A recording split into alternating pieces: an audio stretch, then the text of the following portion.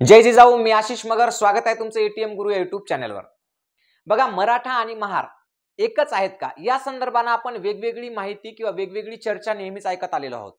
या संदर्भाने डॉक्टर बाबासाहेब आंबेडकरांचं नेमकं काय मत होतं ते आपण आजच्या व्हिडिओतून पाहणार आहोत. बघा, राजर्षी शाहू महाराजांच्या पुढाकाराने माणगाव येथे अखिल भारतीय अस्पृश्य परिषद पार पडली. या अस्पृश्य परिषदेमध्ये डॉक्टर बाबासाहेब आंबेडकर हे अध्यक्षस्थानी होते. इथे विचार मांडत असताना शाहू महाराजांनी महार हा शब्दाचा वापर टाळला आणि त्याच्याऐवजी सोमवंशी हा शब्द वापरला. तेव्हा डॉक्टर बाबासाहेब आंबेडकरांनी महार या शब्दाची उत्पत्ती कशी झालेली आहे हे तिथे सांगितलं आणि त्या बाबतीतला त्यांचा एक अहवाल सुद्धा आहे. त्यांनी doctor Ambedkar writing and speeches volume 17 भाग 2 मधील पृष्ठ क्रमांक 137 पासून त्यांनी या विषयावर लिखाण केलेलं आहे. यामध्ये त्यांनी महार पूर्वी कोण होते, त्याचबरोबर महार गावातून किंवा गावकुसा बाहेर कसे गेले आणि महार हे अस्पृश्य कसे बनले या 3 महत्त्वाच्या प्रश्नांची उत्तरं अगदी सखोलपणे दिलेली आहेत. मूळ मुद्दा असा आहे की राजर्षी शाहू महाराजांनी पुढाकार घेतलेल्या या अस्पृश्य परिषदेचा उल्लेख याच्यासाठी करण्यात आला आहे की या अस्पृश्य परिषदेने नंतर सामाजिकतेमध्ये खूप मोठं कार्य केलेलं आहे. म्हणजे सामाजिक न्यायासाठी या अस्पृश्य परिषदेचा खूप मोठा फायदा झालेला आहे, म्हणून आपण त्याचा इथे उल्लेख केलेला आहे. बघा, डॉक्टर बाबासाहेब आंबेडकर असं म्हणतात त्यांच्या या 14 पानांच्या शोध निबंधाबद्दल की ज्याच्यामध्ये त्यांनी 3 महत्त्वाचे प्रश्न चर्चेला घेतले. त्यापैकी पहिला प्रश्न काय आहे तर महार पूर्वी कोण होते. या प्रश्नाचं उत्तर देताना अगदी सुरुवातीलाच डॉक्टर बाबासाहेब आंबेडकर असं म्हणतात की इंग्रज इतिहासकार विल्यम्स जो आहे त्यांनी असं लिहिलंय की महार शब्दापासून महाराष्ट्र हा शब्द तयार झालेला आहे. बघा, महार शब्दापासून महाराष्ट्र. त्यावर डॉक्टर आंबेडकर असं म्हणतात की विल्यम्स जो म्हणतोय त्याला तर्क नाही किंवा ते त्यांना पटत नाही. का पटत नाही? कारण महार या शब्दाची उत्पत्ती पाहिली आणि महाराष्ट्र शब्दाची उत्पत्ती पाहिली तर त्यावरून आपल्याला कळून जाईल की महार आधीचे आहेत का महाराष्ट्र आधीचा. तर बाबासाहेब असं म्हणतात की पहा, म्हणजे संस्कृत साहित्यामध्ये जसं की वेद असतील किंवा मग मनुस्मृती असेल तर मनुस्मृतीमध्ये कुठेही महार शब्दाचा उल्लेख नाही. अस्पृश्य म्हणून त्यामध्ये चांभार शब्दाचा उल्लेख आहे. त्यानंतर पाली साहित्य जर पाहिलं आपण, बौद्ध साहित्यामधलं पाली साहित्य, तर त्या पाली साहित्यामध्ये सुद्धा पूर्वीच्या काळामध्ये अस्पृश्य म्हणून फक्त मांग या जातीचा उल्लेख आहे, पण महार या शब्दाचा उल्लेख नाही किंवा जातीचा उल्लेख नाही. मग महार या शब्दाची सगळ्यात पहिल्यांदा लिखित म्हणजे पुरावा किंवा महार हा शब्द पहिल्यांदा कुठे आढळतो तर तो 11व्या शतकात संत ज्ञानेश्वरांनी लिहिलेल्या ज्ञानेश्वरीमध्ये हा शब्द आढळतो. म्हणजेच महार या शब्दाची उत्पत्ती किंवा पहिला लिखित पुरावा म्हणजे 11व्या शतकामध्ये ज्ञानेश्वरीमध्ये सापडतो. पण महाराष्ट्र हे नाव मात्र त्या पूर्वीपासूनच आहे.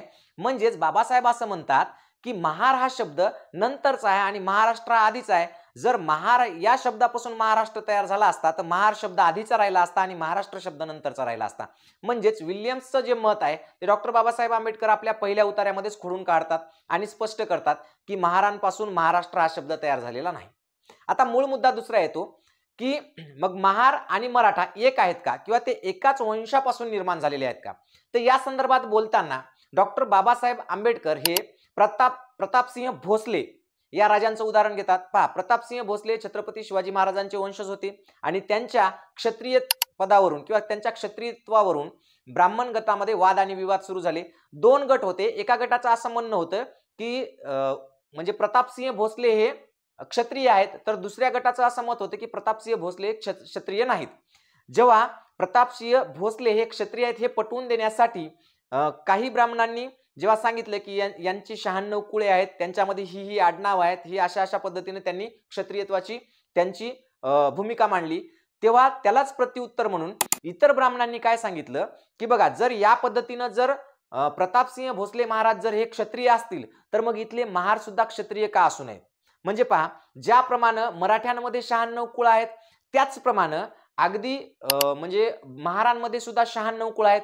ज्याप्रमाणे मराठ्यांमध्ये जी आडनाव आहेत जसं की गायकवाड असेल, जाधव असेल, त्याचप्रमाणे किंवा इंगोले, इंगळे, त्याच पद्धतीनं महारांमध्ये सुद्धा गायकवाड, जाधव, इंगोले, इंगळे यासारखे आडनाव आहेत. त्याच्याही पुढे जाऊन आणखी पुढे बाबासाहेब असं म्हणतात की ज्याप्रमाणे महारांमध्ये खंडोबा, मसोबा, ज्योतिबा यासारखे काय म्हणतो आपण त्याला आपल्या देवाचे म्हणजे आपले देव जे असतात ना कुलदैवत, तर काय असते की यासारखे कुलदैवत आहेत, मग अगदी त्याच पद्धतीनं ज्याप्रमाणे महारांचे मसोबा, खंडोबा किंवा ज्योतिबा हे कुलदैवत आहेत, त्याचप्रमाणे बरोबर मराठ्यांचे सुद्धा कुलदैवत आहेत. मराठ्यांचे सुद्धा खंडोबा कुलदैवत आहे, ज्योतिबा कुलदैवत आहे. म्हणजे कुलदैवतांच्या बाबतीमध्ये सुद्धा महार आणि मराठ्यांमध्ये सारखेच कुलदैवत आहेत. त्याच्याही पुढे जाऊन डॉक्टर बाबासाहेब आंबेडकर आणखी एक उदाहरण देतात की महार हे एकमेकांना भेटल्यावर किंवा एकमेकांची खालीखुशाली विचारताना सुरुवातीला जे अभिवादन करतात, अभिवादन म्हणजे जसं आता आपण बोलतो की नाही राम राम नमस्कार, तसं ते अभिवादन काय होतं, जोहार. तर जोहार हा शब्द जो आहे तो युद्धार या शब्दापासून तयार झालेला आहे, त्याच्या अपभ्रंशातून तो तयार झालेला आहे असं सांगितलं जातं. आणि मराठा आणि महार ह्या दोन्ही क्षत्रिय म्हणजेच युद्ध करणाऱ्या म्हणजेच सैनिकी जमाती होत्या किंवा जाती होत्या आणि ते दोघेही युद्धार असं म्हणायचे आणि त्या युद्धारचाच अपभ्रंश होऊन त्यापासूनच मग हा शब्द तयार झालेला आहे असं त्यांचं म्हणणं आहे. आणि त्याचं उदाहरण देताना डॉक्टर बाबासाहेब आंबेडकर असं म्हणतात की छत्रपती शिवाजी महाराजांनी एक पत्र मालोजी यांना पाठवलं होतं, म्हणजे स्वतः छत्रपती शिवाजी महाराजांनी त्यांच्या अक्षरामध्ये लिहिलेलं ते पत्र आहे आणि त्या पत्राचा त्यांनी इथं उल्लेख केलेला आहे. त्यांचं असं म्हणणं आहे की या पत्रामध्ये मालोजी घोरपडेला छत्रपती शिवाजी महाराजांनी जोहार हे अभिवादन लिहिलेलं होतं.